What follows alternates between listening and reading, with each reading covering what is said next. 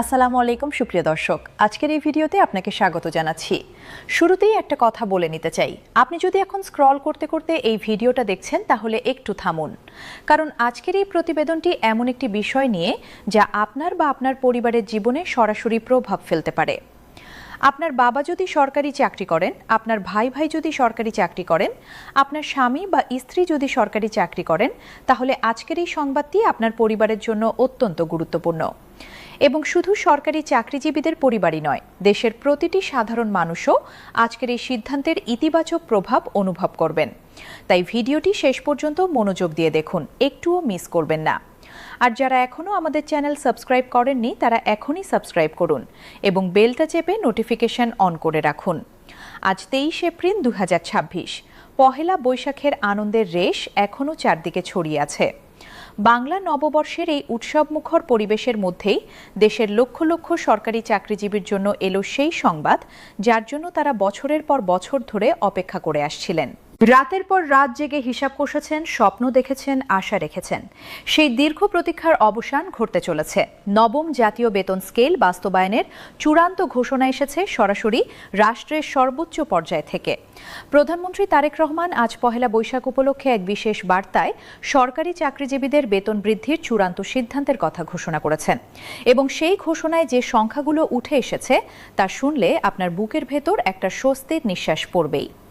সরকারি কর্মচারীদের সর্বনিম্ন মূল বেসিক বেতন নির্ধারিত হচ্ছে 16,500 টাকা, আর কর্মকর্তাদের ক্ষেত্রে সর্বোচ্চ বেতন পৌঁছাবে 1,40,000 টাকায়। এই দুটো সংখ্যা শুনতে হয়তো সাধারণ মনে হচ্ছে, কিন্তু এই দুটো সংখ্যার পেছনে আছে একটি দীর্ঘ সংগ্রামের ইতিহাস, একটি বিশাল প্রশাসনিক প্রক্রিয়া এবং সর্বোপরি লক্ষ লক্ষ মানুষের বছরের পর বছরের ক্লান্তি আর কষ্টের স্বীকৃতি।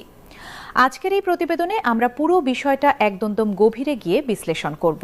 কোথা থেকে শুরু হয়েছিল এই যাত্রা, কেন এত দিন লাগলো, কিভাবে এই সিদ্ধান্তে আসা হলো, কখন থেকে এটা কার্যকর হবে এবং দ্বিতীয় ধাপে আর কি কি সুবিধা আসছে, সবকিছু বিস্তারিতভাবে জানাবো।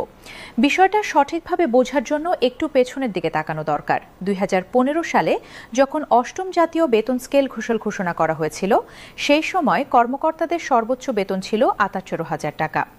সেই সময়ের প্রেক্ষাপটে হয়তো সেটা মোটামুটি সহনীয় ছিল, কিন্তু তারপর থেকে প্রায় এক দশক পেরিয়ে গেছে। এই এক দশকে দেশের চেহারা বদলেছে, বাজারের চেহারা বদলেছে, জীবনযাত্রার ব্যয় আকাশ ছোঁয়া হয়েছে। চালের দাম বেড়েছে, তেলের দাম বেড়েছে, বাড়ি ভাড়া দ্বিগুণেরও বেশি হয়েছে, সন্তানের স্কুলের বেতন বেড়েছে 3 গুণ, হাসপাতালে গেলে চিকিৎসার খরচ এখন অনেক বেশি। অথচ সরকারি কর্মচারীদের বেতন প্রায় সেই একই জায়গায় থেমে থেকেছে। একজন সরকারি কর্মচারী যিনি রাষ্ট্রের সেবায় সকাল থেকে রাত পর্যন্ত পরিশ্রম করেন, তিনি মাস শেষে হাতে যা পান তা দিয়ে একটি শহরে সংসার চালানো রীতিমতো যুদ্ধের শামিল। বাড়ি ভাড়া দিলে হাতে প্রায় কিছুই থাকে না। সন্তানকে ভালো স্কুলে পড়ানোর স্বপ্ন দেখা কষ্টকর হয়ে পড়েছে। অসুস্থ হলে ভালো চিকিৎসার খরচ জোগাড় করতে ঋণ করতে হয়।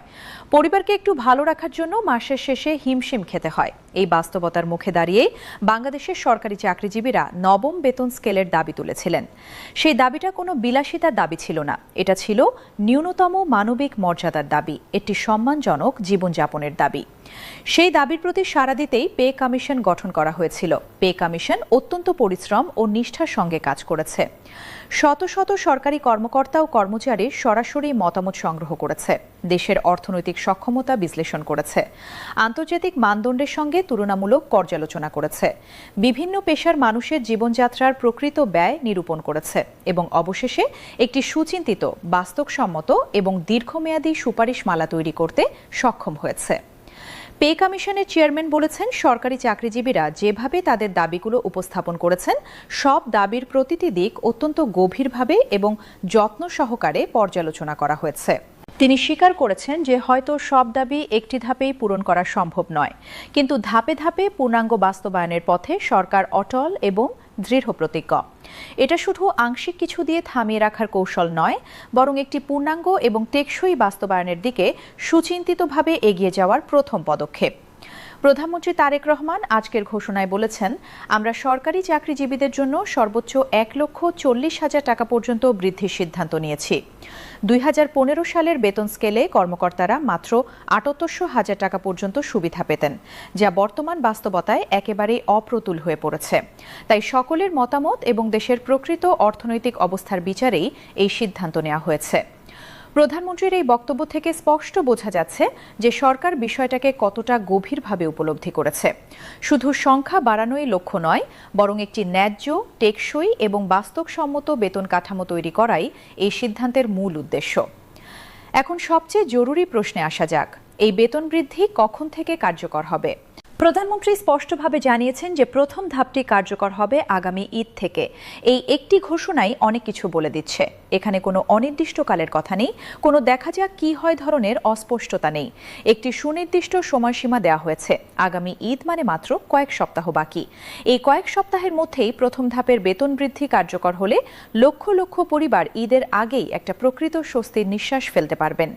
ঈদের বাজারে হাতে একটু বেশি টাকা থাকবে। সন্তানের জন্য নতুন জামা কাপড় কিনতে আর এত হিসাব করতে হবে না।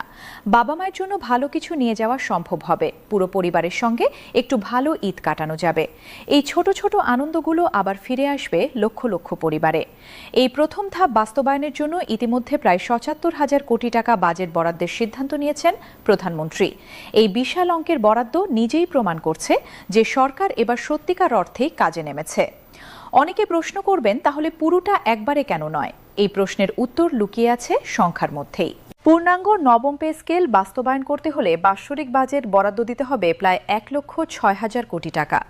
এটা দেশের মোট বাজেটের একটি বিশাল অংশ। এই পুরো অঙ্কটা যদি একবারে বরাদ্দ করা হয়, তাহলে শিক্ষা, স্বাস্থ্য, গ্রামীণ উন্নয়ন, অবকাঠামো নির্মাণ সহ অন্যান্য গুরুত্বপূর্ণ খাতে বাজেট কমে যাবে। দেশের সাধারণ মানুষ ক্ষতিগ্রস্ত হবেন। সামষ্টিক অর্থনীতিতে বড় ধরনের অস্থিরতা তৈরি হবে। সরকার চায় না যে সরকারি কর্মচারীদের বেতন বৃদ্ধির কারণে দেশের অন্যান্য মানুষের জীবনে কষ্ট বাড়ুক। তাই ২ ধাপে বাস্তবায়নের সিদ্ধান্তটা আসলে একটি অত্যন্ত দায়িত্বশীল এবং দেশের সামগ্রিক স্বার্থের কথা ভেবে নেওয়া পরিপক্ক সিদ্ধান্ত।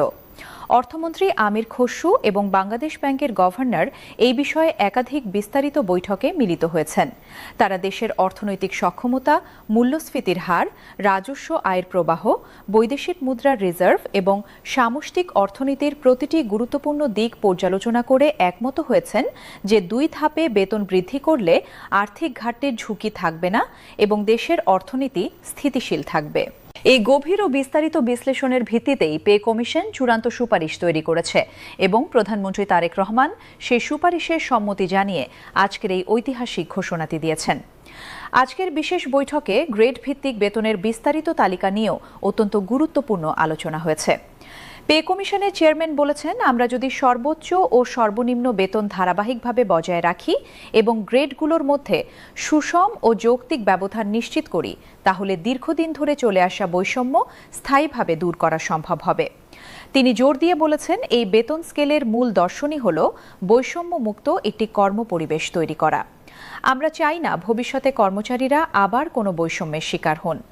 প্রতিটি গ্রেডের মধ্যে যে ব্যবধান থাকবে সেটা যাতে ন্যায্য ও যৌক্তিক হয়, সেই বিষয়টি নিশ্চিত করতে দীর্ঘ সময় ধরে অত্যন্ত সতর্কতার সঙ্গে কাজ করা হয়েছে। পে কমিশনের চেয়ারম্যান আরও জানিয়েছেন, প্রধানমন্ত্রী তারেক রহমানের নির্দেশক্রমে সবকিছু বাস্তবায়ন করা হবে। তার দিক নির্দেশনা অনুযায়ী অর্থ মন্ত্রণালয় প্রতিটি পদক্ষেপ সময় মতো নিশ্চিত করবে। এই বক্তব্যটা থেকে স্পষ্ট বোঝা যাচ্ছে যে সিদ্ধান্ত গ্রহণ প্রক্রিয়া সম্পন্ন হয়েছে এবং এখন কার্যকর বাস্তবায়নের পথেই এগোচ্ছে সবকিছু। সেই পথে কোনো বাধা নেই, কোনো দ্বিধা নেই এবং কোনো অনিশ্চয়তা নেই। প্রধানমন্ত্রী তারেক রহমান আজ আরও বলেছেন, আমরা অবশ্যই যথাযথভাবে বেতন বৃদ্ধি করব। বেতন বৃদ্ধিতে কিছুটা সময় লাগলেও ধাপে ধাপে সবকিছু বাস্তবায়নের মাধ্যমে দেশের অর্থনীতির উপর কোনো অস্বাভাবিক চাপ তৈরি হবে না। আমরা চাই না সরকারি কর্মচারীদের বেতন বৃদ্ধির সঙ্গে সঙ্গে দেশের অর্থনৈতিক ভিত দুর্বল হয়ে পড়ুক, কারণ দেশ শক্তিশালী থাকলেই কর্মচারীরা দীর্ঘমেয়াদে শক্তিশালী থাকবেন। দেশের অর্থনীতি স্থিতিশীল থাকলেই সরকারি চাকরিজীবীদের সব সুবিধা টেকসইভাবে নিশ্চিত করা সম্ভব। এই দর্শনটা অত্যন্ত পরিপক্ক এবং সুদূর প্রসারী চিন্তার প্রকাশ। দ্বিতীয় ধাপ সম্পর্কে এখনও সুনির্দিষ্ট তারিখ ঘোষণা করা হয়নি। তবে প্রধানমন্ত্রী জানিয়েছেন আগামী 5 কর্মদিবসের মধ্যে একটি বিস্তারিত প্রতিবেদন প্রকাশ করা হবে। সেই প্রতিবেদনে দ্বিতীয় ধাপের রোডম্যাপ, সময়সীমা, গ্রেড ভিত্তিক বিস্তারিত বেতন কাঠামো এবং অন্যান্য সুযোগ সুবিধা সম্পর্কে বিস্তারিত তথ্য থাকবে। বছরের পর বছর যারা অপেক্ষা করেছেন তাদের জন্য এখন আর মাত্র কয়েকটি দিনের অপেক্ষা। মাত্র 5টি কর্মদিবস পরেই পুরো চিত্রটা আরও পরিষ্কার হয়ে যাবে এবং সেই চিত্র দেখে অনেকের চোখে আনন্দের জল আসবে, এটা আমি নিশ্চিতভাবে বলতে পারি। বিশেষজ্ঞরা বলছেন এই বেতন বৃদ্ধির সিদ্ধান্ত শুধু সরকারি কর্মচারীদের জন্যই উপকারী নয়, এটা পুরো দেশের অর্থনীতির জন্য একটি বড় ইতিবাচক সংবাদ। যখন লক্ষ লক্ষ সরকারি কর্মচারীর হাতে বেশি অর্থ আসবে, তারা বাজারে বেশি ব্যয় করবেন। পাড়ার ছোট মুদির দোকান থেকে শুরু করে বড় শপিং সেন্টার পর্যন্ত, রিকশাওয়ালা থেকে শুরু করে হোটেল রেস্তোরাঁ পর্যন্ত সবাই এর সুফল পাবেন। অভ্যন্তরীণ চাহিদা বাড়বে, ছোট বড় ব্যবসা বাণিজ্যে নতুন গতি আসবে এবং সামগ্রিক অর্থনীতিতে একটি শক্তিশালী ইতিবাচক চক্র তৈরি হবে। তাই এই সিদ্ধান্তটা শুধু সরকারি চাকরিজীবী নয়, পুরো বাংলাদেশের জন্যই একটি বড় সুখবর। প্রধানমন্ত্রী তারেক রহমান আজকের বার্তায় বলেছেন, আমরা আশাবাদী যে সবকিছু ধারাবাহিকভাবে বাস্তবায়ন হওয়ার মাধ্যমে কর্মচারীদের যত আকাঙ্ক্ষা আছে প্রতিটি আকাঙ্ক্ষা পূরণ হবে। পূর্ণাঙ্গ বেতন স্কেল বাস্তবায়নের মাধ্যমে দীর্ঘ প্রতীক্ষিত সব সুবিধা কার্যকর করা হবে। দীর্ঘদিনের বৈষম্য দূর হবে এবং সরকারি কর্মচারীরা সত্যিকার অর্থে সাবলীলভাবে জীবনযাপন করতে পারবেন। দেশের সর্বোচ্চ নেতৃত্বের মুখ থেকে এই কথাগুলো যখন আসে, তখন আশার আলো সত্যিই জ্বলে ওঠে। সার্বিকভাবে আজ 23 এপ্রিল 2026 তারিখের এই ঘোষণাটি বাংলাদেশের ইতিহাসে একটি স্মরণীয় মাইলফলক হয়ে থাকবে। কর্মচারীদের সর্বনিম্ন 16,500 টাকা ও কর্মকর্তাদের সর্বোচ্চ 1,40,000 টাকা নির্ধারণের সিদ্ধান্ত, আগামী ঈদ থেকে প্রথম ধাপ কার্যকর করার ঘোষণা, 75,000 কোটি টাকার বিশাল বাজেট বরাদ্দ এবং পরবর্তী 5 কর্মদিবসের মধ্যে বিস্তারিত প্রতিবেদন প্রকাশের প্রতিশ্রুতি, এই সব কিছু মিলিয়ে বলা যায় যে নবম বেতন স্কেলের পথে সরকার এখন দৃঢ়, সুনির্দিষ্ট এবং আত্মবিশ্বাসী পদক্ষেপে এগোচ্ছে। লক্ষ লক্ষ পরিবারের জীবনে যে পরিবর্তনের স্বপ্ন ছিল, সেই স্বপ্ন এবার সত্যি বাস্তবের রূপ নিতে চলেছে। তাই প্রিয় দর্শক, বিশেষ করে যারা সরকারি চাকরিজীবী বা তাদের পরিবারের সদস্য, আপনাদের উদ্দেশ্যে বলছি, আপনাদের দীর্ঘ সংগ্রাম, দীর্ঘ অপেক্ষা, দীর্ঘ কষ্টের দিনগুলো শেষ হতে চলেছে। রাষ্ট্রের সর্বোচ্চ পর্যায় থেকে আপনাদের কথা শোনা হয়েছে, আপনাদের ন্যায্য দাবিকে যথাযোগ্য স্বীকৃতি দেওয়া হয়েছে। আপনাদের বছরের পর বছরের পরিশ্রমের প্রকৃত মূল্যায়ন শুরু হতে চলেছে। এখন শুধু অপেক্ষা কয়েকটি দিনের, ধৈর্য রাখুন, পরিবর্তন আসছে, সুদিন আসছে এবং সেই সুদিনের প্রথম আলো দেখা যাবে আগামী ঈদের আগেই। আর আমাদের চ্যানেলের সকল দর্শকদের প্রতি অনুরোধ, পরবর্তী 5 কর্মদিবসের মধ্যে যে নতুন প্রতিবেদন প্রকাশিত হবে সেটার সর্বশেষ আপডেট সবার আগে পেতে চ্যানেলটি এখনই সাবস্ক্রাইব করুন এবং বেলটা অন করে রাখুন, কারণ এই বিষয়ে যখনই নতুন কোনো তথ্য আসবে আমরা সবার আগে আপনাদের কাছে পৌঁছে দেব। প্রতিটি আপডেট, প্রতিটি গুরুত্বপূর্ণ সংবাদ আপনার কাছে সবার আগে নিয়ে আসাটাই আমাদের একমাত্র লক্ষ্য এবং প্রতিশ্রুতি। আজকের এই প্রতিবেদন এখানেই শেষ করছি। সবাইকে অনেক ধন্যবাদ। ভালো থাকুন, সুস্থ থাকুন এবং আগামী সুদিনের অপেক্ষায় থাকুন।